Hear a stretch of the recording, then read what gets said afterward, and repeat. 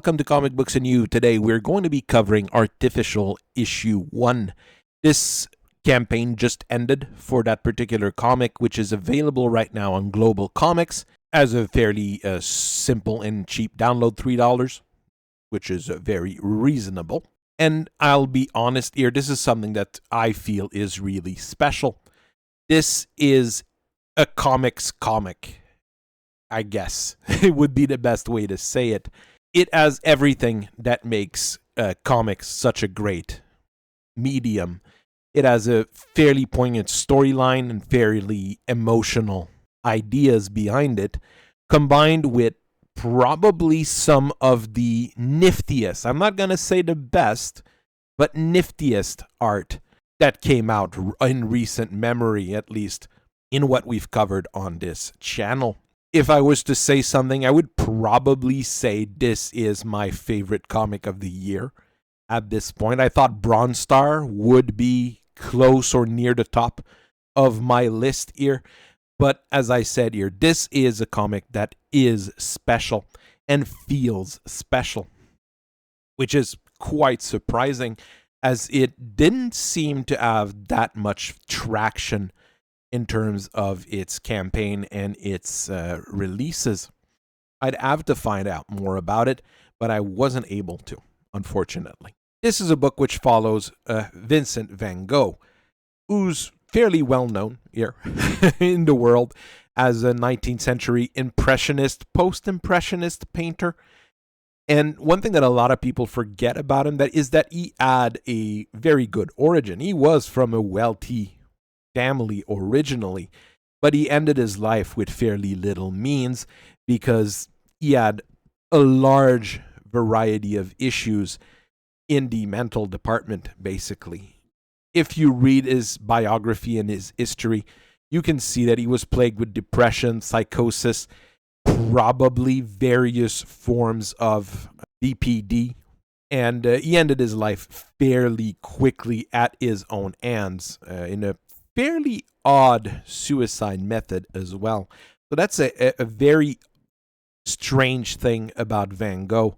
We mostly remember him for cutting off his ear, even though the real Van Gogh only cut off part of his ear. It was after an altercation with one of his very good friends. It's a very weird character from the get-go. I believe he's probably the best descriptor of an artist becomes famous after his death. Because while he was alive, he was barely making do and his paintings were not moving. But after his death, the various paintings he did gained incredible recognition. People can easily recognize a Van Gogh painting nowadays with a single look. So we're dealing with Vincent van Gogh. Let's not go and say that this is the historical one. But we start with the character being at the lowest point in his life. There is a thing, however, with him which is probably closer to reality than a lot of depictions of the person gives us. People seem to avoid him at the start and move along with him and not be too nice with him, but a lot of people seem to be quite cheerful and happy to see him as well, which is a thing you could say could reflect on a lot of people with depressive and psychotic delusions, where they think everybody's against them, when in the end, maybe they're just leaving him be. Maybe they're actually happy to see him, but you don't realize that, etc. So that's a interesting thing to see here.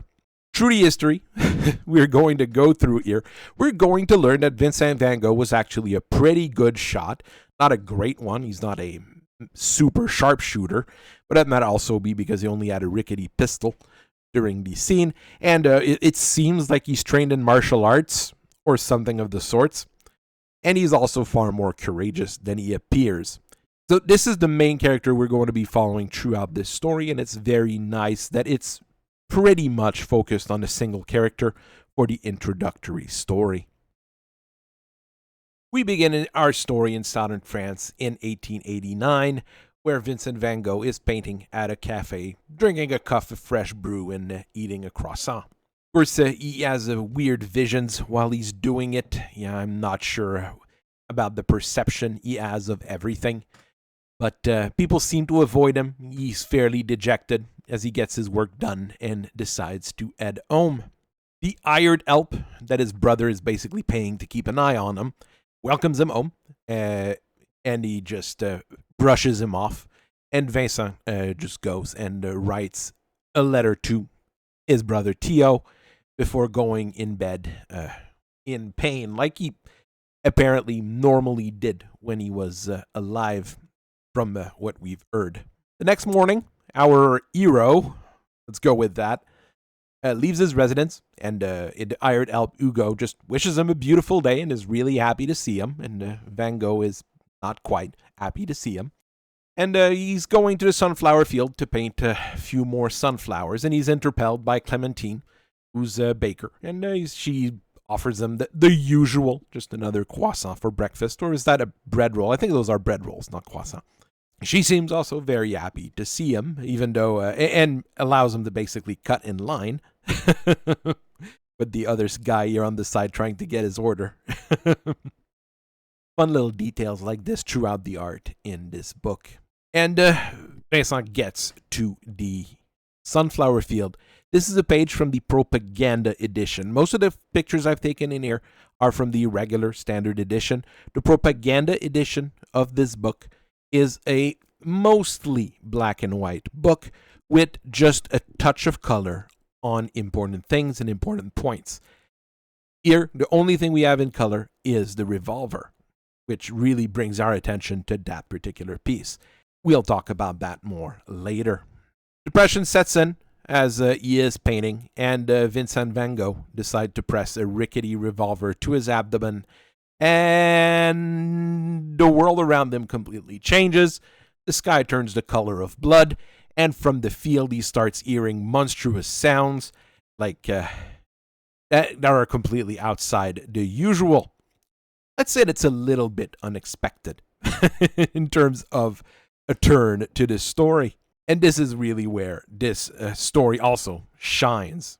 We are introduced to a group of weird zombie robots who start to rush towards Vincent, who manages to shoot one in the head with a nice clean headshot right there.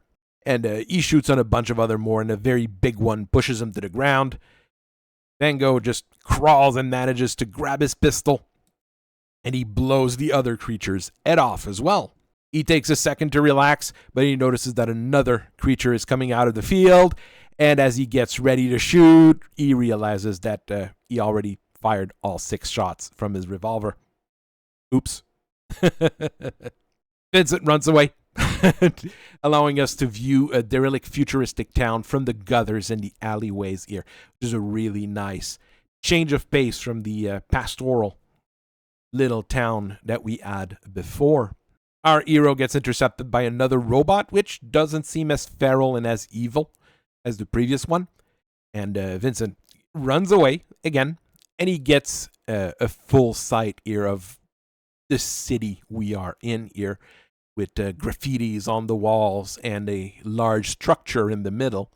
And the graffitis on the walls generally say bleed red, not blue, obey or die, blood greater than bots.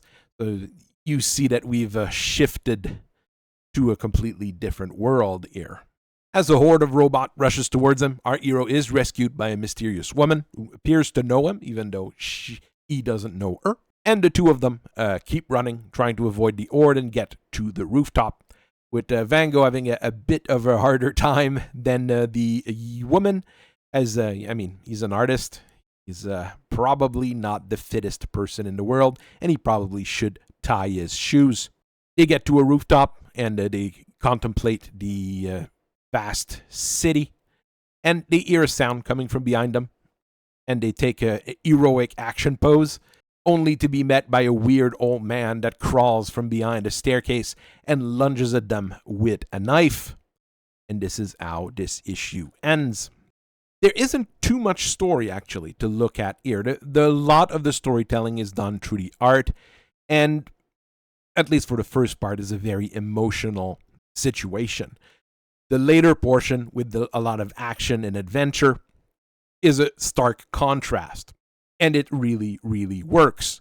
And as a comic fan and a comic aficionado, you will like these kinds of transitions and introductions to different things, even though it's a fairly common element nowadays if you look at some brands of comics. When we look at the covers, that's probably the unfortunate bit here, where the covers for either of the versions are really the weakest bit overall. The Propaganda Edition has the better of the two covers, in my opinion. And we have our 3 out of time characters looking at a self portrait of Van Gogh. It's a bit of a weak portrait overall. I'm not sure if it's an official portrait or anything like that because it just doesn't look all that right. We have a big advantage here that we have the contrast in the colors, which really attract the eye, but it's not that great overall. The branding here is actually really fun. I actually really like how it looks here. Could have been fun to use different colors for it rather than just yellow. I'm not sure if they tested it or they looked at different options here.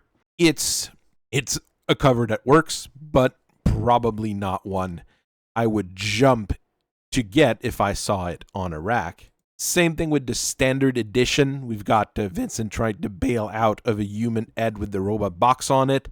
It's somewhat interesting, but it's not super awesome. The red background at the back with the blue does give a good contrast, but it's not super attractive.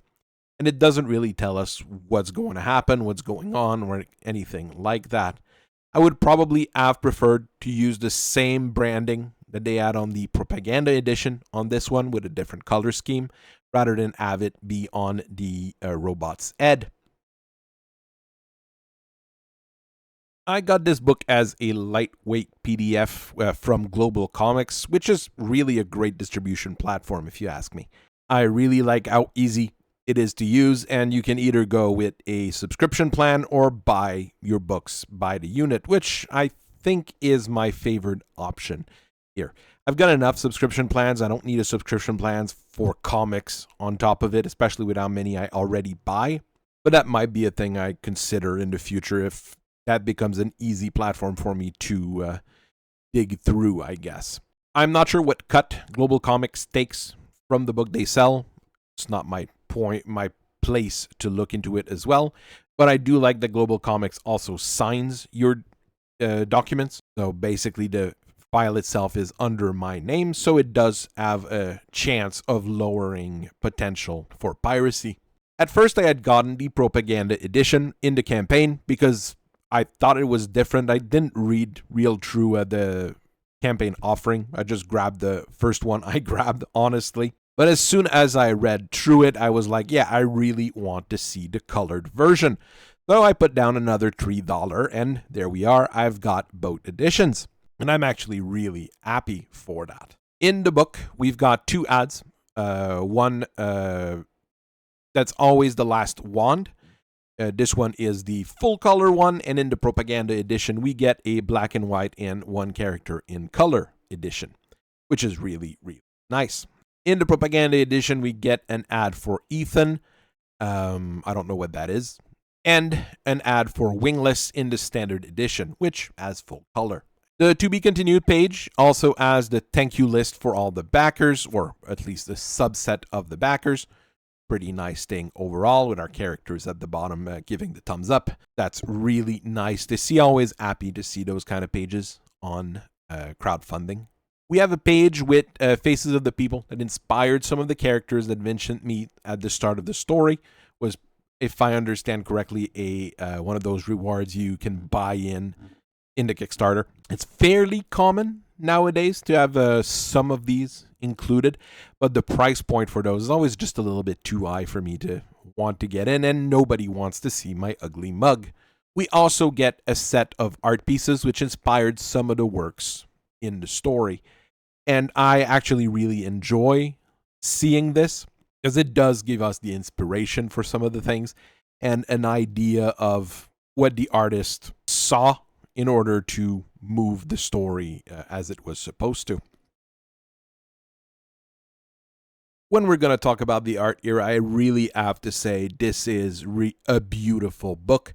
and something that you need to see in order to really enjoy it.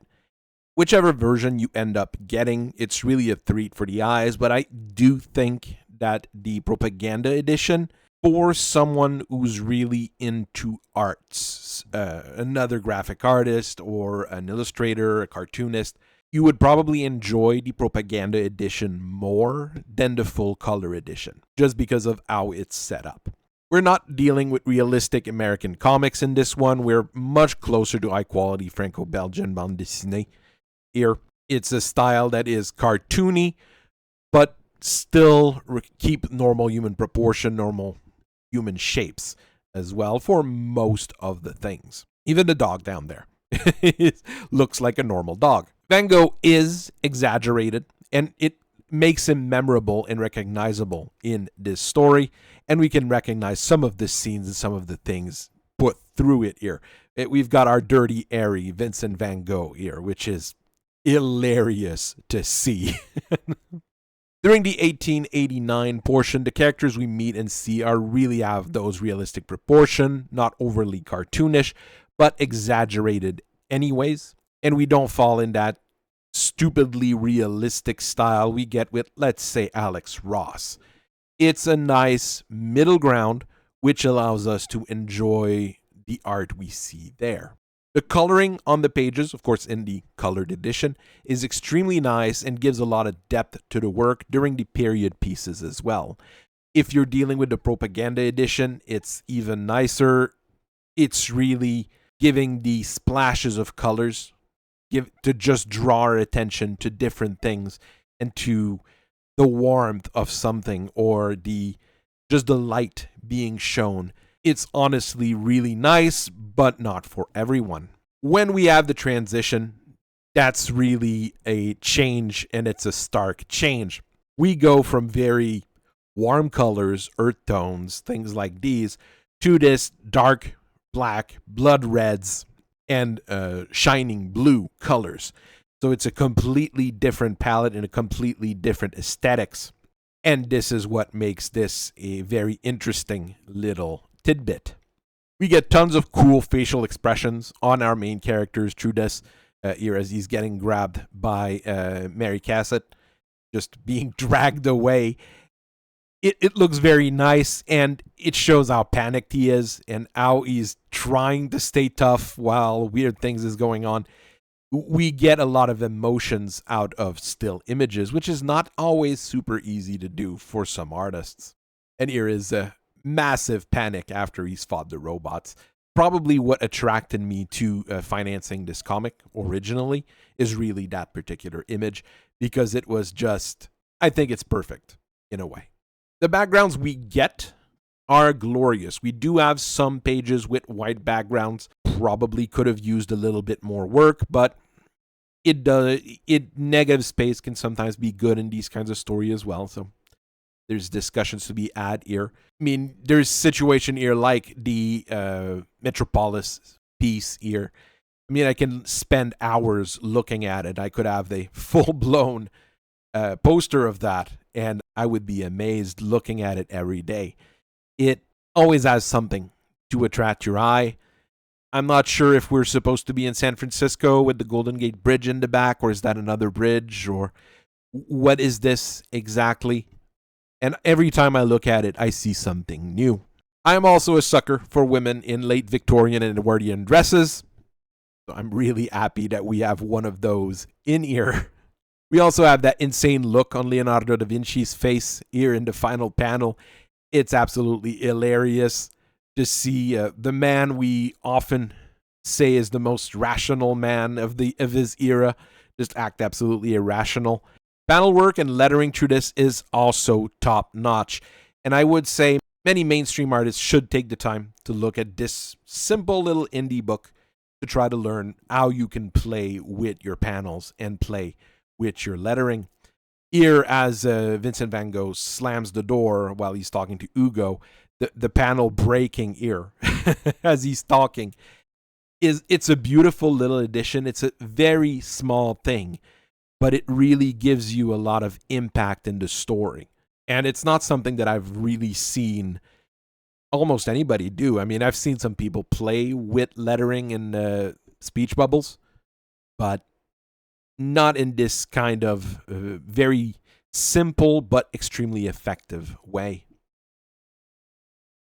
When dealing with this story, we're dealing with something actually fairly simple. It's an isekai with historical characters being brought into an environment they're not used to. This is a very basic premise that you see in many comics, many light novels from Japan, honestly. Here, the big drawing point is really that they're artists rather than what we normally have in these situations, which is great warriors, or what else did we see recently? Well, the standard, teenage kid. So that's the fun bit here. That's just different enough to keep us entertained. Vincent van Gogh is a tragic figure in the art community, but it's also a man that's very easy to identify with, not only because of his mental illness, but because of his struggles that he had throughout his life. Making him an heroic figure can kind of redeem him from his desperate artist persona, which he always ends up having in everything where he ends up represented, like Doctor Who, as an example. One of the things I do enjoy here is the potential difference between reality and Van Gogh's perception. He really sees everyone as having it out for him, not in a paranoid way, but more in a psychotic way. But is this really what's going on? Is this really the environment he is in? And that's something that's not explored very often when dealing with this particular character. Paul, the helper at his house, always seems ready to help him out and take care of him. And, he asks him, like, yeah, we're out of milk. Can you go and get us some? Very basic little things like that. Meaning that he wants to have a good relationship with the man he's supposed to take care of. The bread saleswoman, Clementine, really happy to see him, lets him cut in line when there's quite a bit of a line, actually. There's something weird going on here that I think Van Gogh's not realizing due to how he's seeing himself. Even earlier in the story, there's a section where a woman tells her child to keep away from him because he's a bit weird. But I mean, as a parent, you can kind of relate to that because, the painter's working. Let him do his thing. Like, don't bug the guy with the beard there that's got all sorts of brushes and paints. We don't want to mess what he's doing. I do love the inclusion of French. There's also Italian in this in various places, but some of the expressions are a little bit off. It might just be my French-Canadian reading of it. Like this expression here, vous êtes les plus étranges. We'd use bizarre instead of étrange in these kind of situation. Not sure here. This might be a French thing, but there's also the Italian from Leonardo. And it's nice to see here. It always gives us a bit more depth in the story when those kind of phrases are used. The transition between world is also very nice on a story perspective. Really, we're dealing with a really introspective piece at the start. And I mean, this here could have been like simply the end of a normal comic. I mean, I could have bought a Vincent van Gogh comic which would end with his unfortunate death. But here, we just take everything up to 11 by switching it onto a sci-fi thriller, basically on a dime. This swipe right there is the transition between the two portions of the book. One of the funny thing as well, funny in a way, Vincent van Gogh wanted to die, but once he's in that other world, he's doing everything that he can to survive and defend himself from whatever is there. His desire has completely changed, which is a very interesting trait to have in a character. We got a female character here that we could unfortunately kind of say is a girl boss, but once you start, that's probably how she would have acted in that kind of situation. She was a bit of a tomboy. She was a bit of a extremist thinker in a way. She had her own way to do things, her own way to view life. So a completely different character from Van Gogh. And someone that is interesting to have in this story as well. There is really no wasted space in this book. But mostly really because whenever I look at it, I really look at it as an art piece more than as a story comic, which is a very rare thing for me to do. I'm really more into the plot and the story, etc. in most books, but this one really drew my attention for an all other reason. We have a very nice slow-paced start with the poignant part where Van Gogh writes his letter to his brother, and it gives you what you need to know about Van Gogh's life to drive the story forward. We then kick the story into overdrive with the sci-fi thriller section, which is basically breathtaking and breathless, just because things just keep happening over and over and over, and they don't really have a single real minute of solace throughout the entire book. This is really textbook pacing, and hopefully the future issues also have this type of pacing through it. I kind of feel bad for not getting the physical version of this book, but $34 of shipping for 2 floppies is way too high. It's not the creator's fault. It's not anybody's fault in the end. Shipping costs are just insane in general. That's why digital copies are far more affordable for anybody who's international. When issue 2 comes out, I might look to get one of those ketchup packs that they always end up doing. Maybe it'll be an hot sauce pack. I'm not sure. And I hope that they'll have Propaganda Edition available as a in that package, just so it's the one I really want to have as a physical copy if I can. As I said earlier, if you're an artist, a colorist, or anybody in the graphical arts, you really want to get the Propaganda Edition. You could get both, honestly. At the price they are, it's not really a big problem. But you will thank me and you will thank yourself for taking the time to get that particular edition. It has something special in it that you don't see in any other comics, in my opinion. I really can't wait for the follow-up to this, as long as the art remains at the same level, because that's really what is selling this particular book. I'm telling everyone here, just go to Global Comics, buy one of the 2 issues that's there. It's a great investment of your time and just a little bit of your money. It's not going to break the bank, and you'll thank yourself, like I said.